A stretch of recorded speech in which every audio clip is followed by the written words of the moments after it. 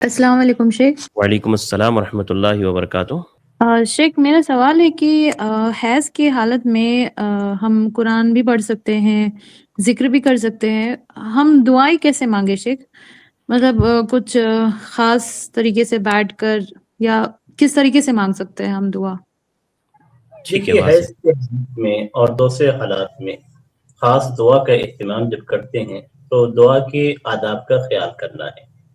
تو دعا کے آداب میں سے بہترین ادب یہ ہے کہ آپ بیٹھ کر دعا کریں، جیسے عام حالات میں بھی اور حیض کی حالت میں بھی بیٹھ کر دعا کرنا یہ زیادہ بہتر ہے، اس لیے کہ اللہ کے رسول صلی اللہ علیہ وسلم نے جب عام طور پہ جو دعائیں کی ہیں ان دعاؤں میں آپ صلی اللہ علیہ وسلم بیٹھ کر دعا کرتے تھے، اور غزوہ بدر کی مثال اس کے اندر موجود ہے۔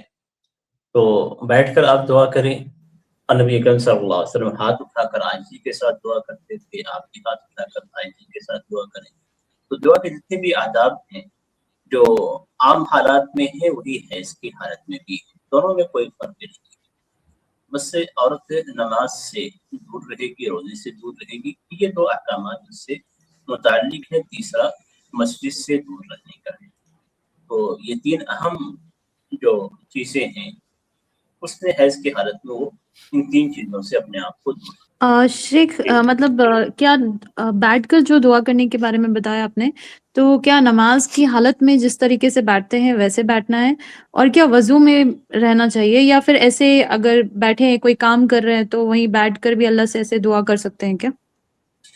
دیکھیے دعاؤں کی دو صورتیں ہوتی ہیں، ایک عام حالات میں چلتے پھرتے اللہ کا ذکر کرتے ہوئے دعا کرتے ہوئے، تو یہاں پہ جو دعاؤں کے آداب ہیں مکمل آداب کی رعایت کرنا ضروری نہیں ہوتا، لیکن آپ خاص سے اگر دعا کا اہتمام کرتے ہیں تو وہاں پہ باوضو ہو کر، ہاتھوں کو اٹھا کر، قبلہ رو ہو کر، یہ تمام آداب جو اس کے ہیں، اور ابتدا میں اللہ کی تعریف کرنا، مسلمانوں کے لیے دعا کرنا، امت کے حق میں دعا کرنا، یہ تمام چیزیں آداب میں سے ہیں۔